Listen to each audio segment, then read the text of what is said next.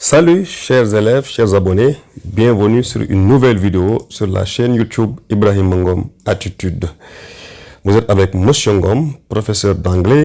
Sur la chaîne YouTube Ibrahim Ngom Attitude, vous allez découvrir des centaines de vidéos, des cours, des révisions, des vidéos de préparation, examen, bac, BFM, concours FASTEF, UGB, CREM. Et là, vous avez aussi des épreuves corrigées en anglais, en français, histoire, géographie et philosophie.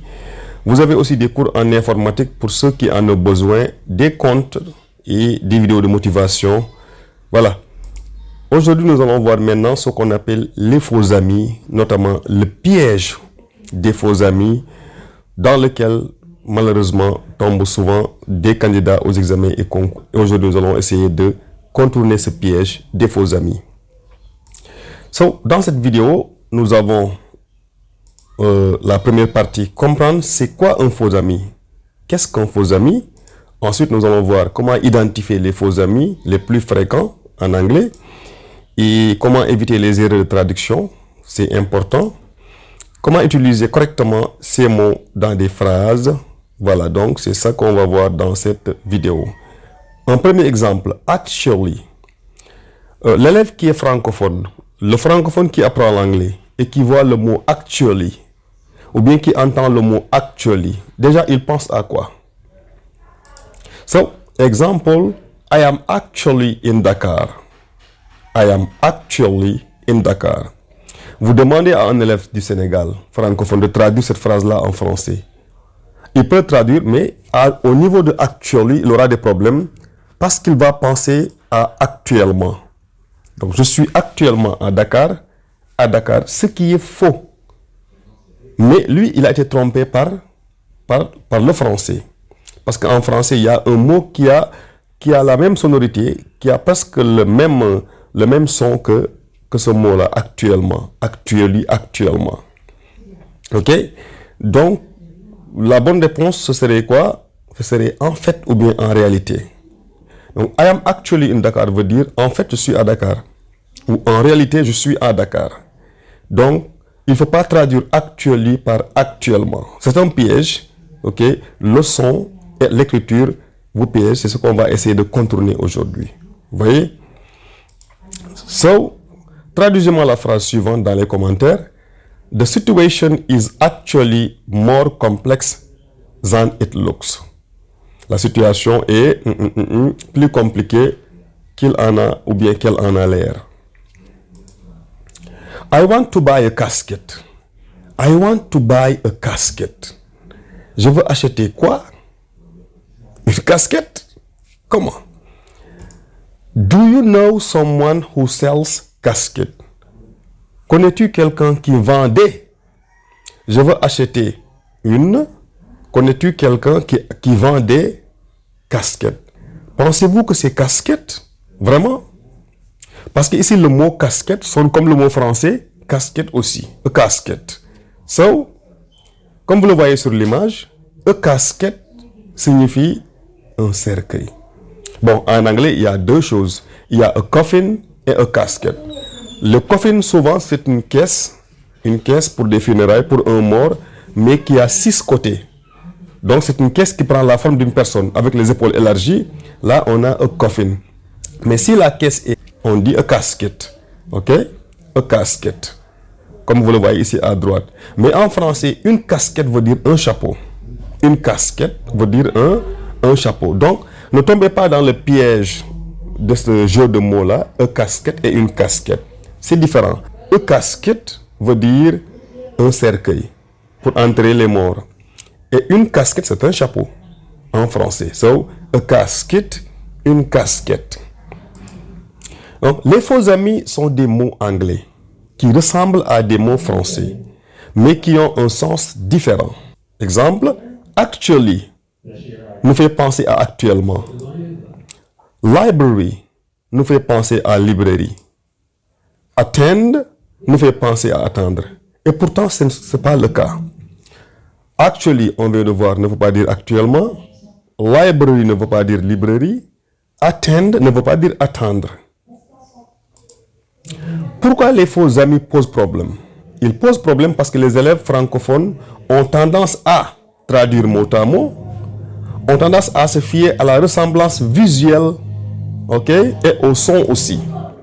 Cela entraîne des erreurs graves au niveau de la traduction à l'examen, de la rédaction, writing, et de la compréhension d'un texte.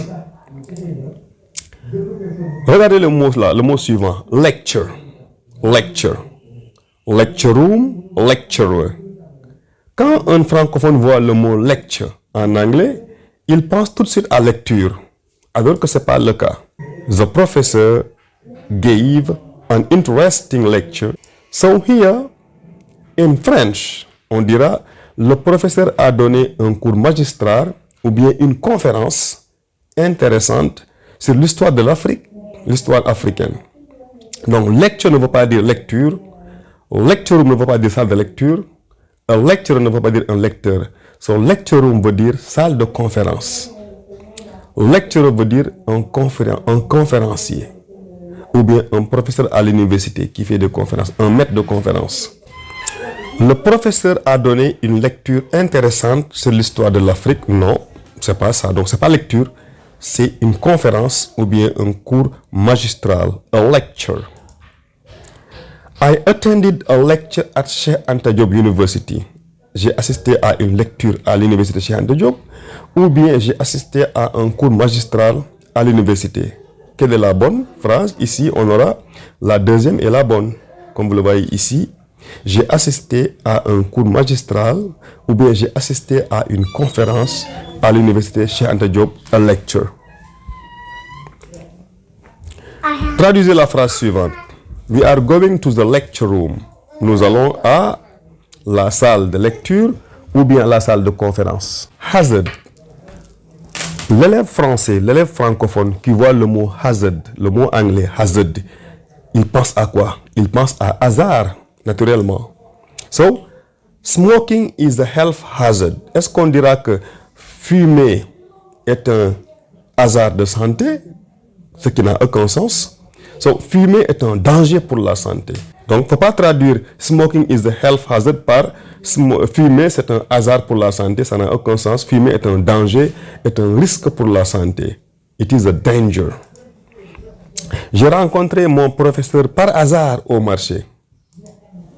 I met my teacher by chance at the market. By chance veut dire par hasard. Il ne faut pas traduire by hazard parce que by hazard signifie danger. Ok? Et ça n'a même pas de sens dans ce cas-là. Toxic waste is a biological hazard.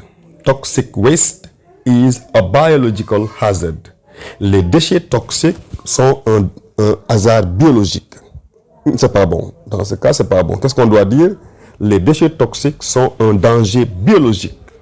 Un danger ou bien un risque biologique. Traduisez la phrase suivante. J'ai choisi ce numéro par hasard. Faut pas dire by hazard.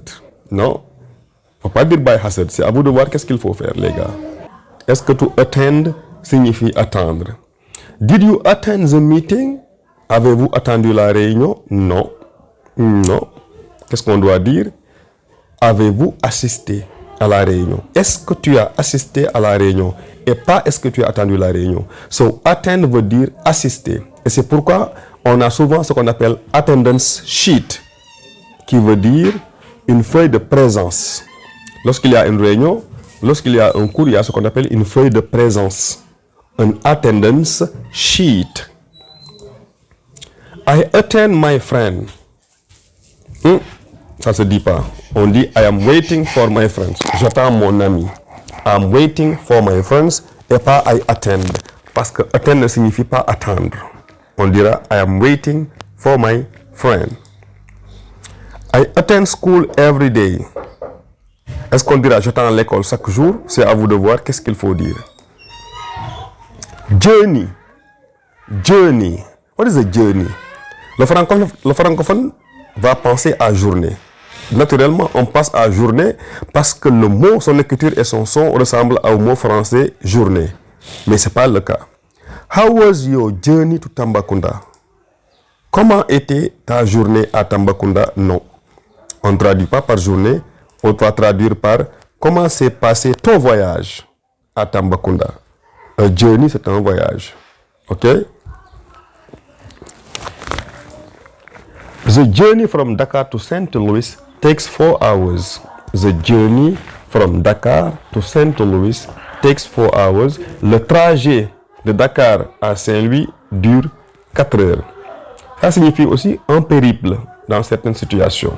So, life is the long journey full of challenges. La vie est est une longue journée, ou bien un long périple, ou bien un long voyage, plein de défis. C'est à vous de traduire, les gars.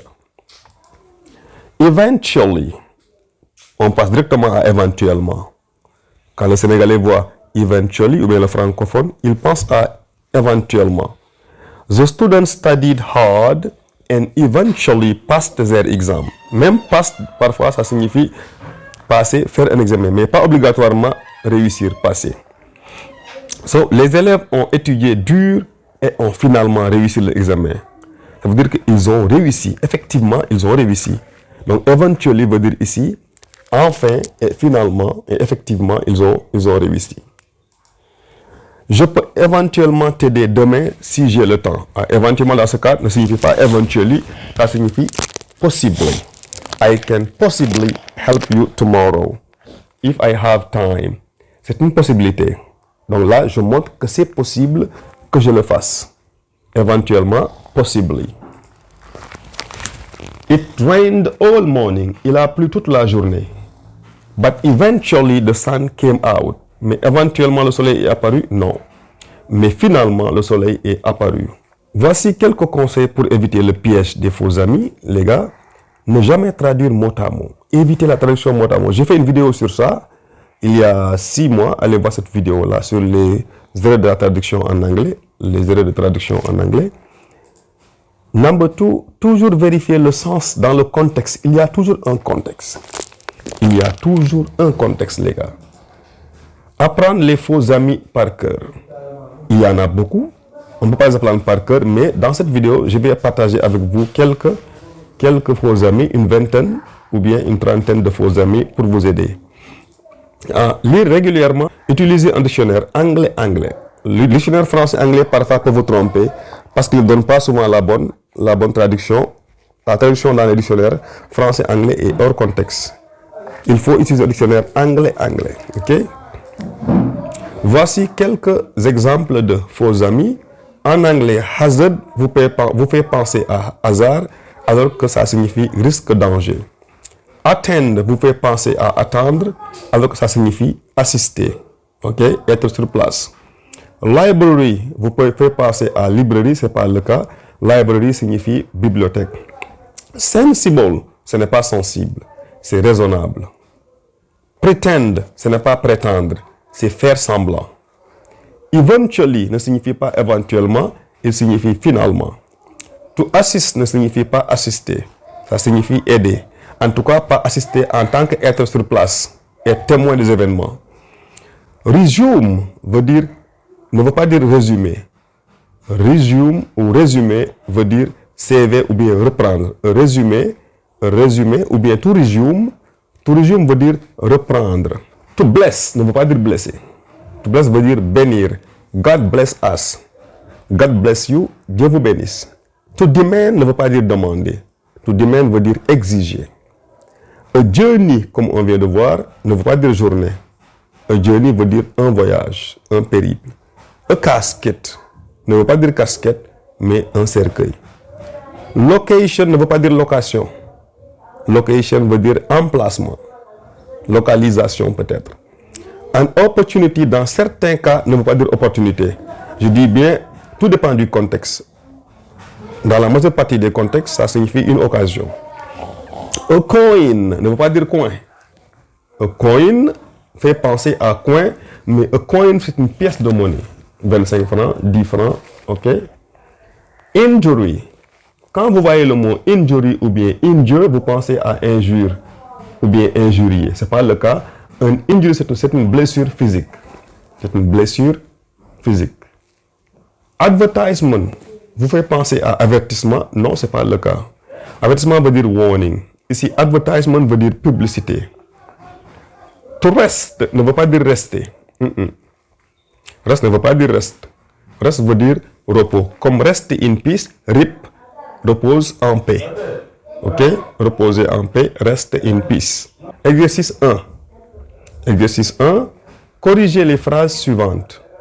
I actually live in Thiès. Ici, il veut dire, j'habite actuellement à Thiès. Number 2. She attends her mother. Elle attend sa maman, c'est pas ça. He demanded me money. Il m'a demandé de l'argent, on ne dit pas demand.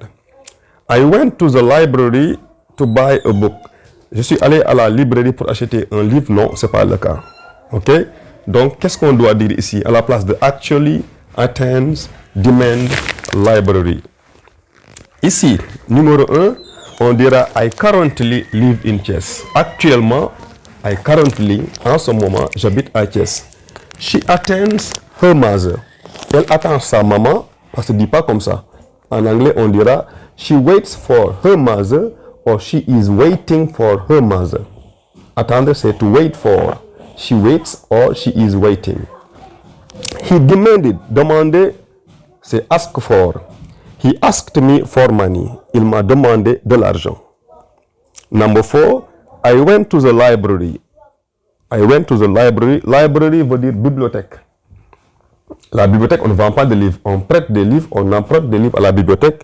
Mais les livres pour les acheter, il faut aller à la librairie en français, je bookshop ou bookstore. Exercice 2. Exercice 2 ici, comme vous le voyez, mon ami, il est heureux. I actually live in Dakar. Est-ce qu'on dira je vis actuellement à Dakar ou bien en fait, je vis à Dakar? Numéro 2. I demand you to come. Je te demande de venir ou bien j'exige que tu viennes. A ou B, quelle est la bonne réponse? He pretends to be sick. Il prétend être malade ou bien il fait semblant d'être malade. Quelle est la bonne réponse? Numéro 4, j'ai assisté à la réunion. Est-ce qu'on dira I attended the meeting ou I assisted the meeting? C'est B ou A. Voilà, mettez votre doigt sur le bouton pause, faites l'exercice et dans 1 minute, on corrige ensemble. C'est le cas, allons-y. I actually live in Dakar. La bonne réponse c'est en fait, je vis à Dakar et pas actuellement. Number 2, I demand you to come. J'exige que tu viennes. C'est la bonne réponse. Numéro 3, he pretends to be sick. Ça signifie quoi? Il fait semblant d'être malade et pas prétendre. J'ai assisté à la réunion. I attended the meeting. Exercice 3, dernier exercice. Actually means. Actually veut dire quoi? Actuellement, en fait, effectivement ou bien réellement. Numéro 2, attend veut dire attendre, assister, comprendre ou répondre. Numéro 3, library veut dire quoi? Librairie, bibliothèque, livre ou bien école. Numéro 4, collège veut dire quoi? Collège means collège, lycée, université ou classe. Sensible means sensible, raisonnable, fragile, émotif. Fabrique means fabrique, tissu, usine, production.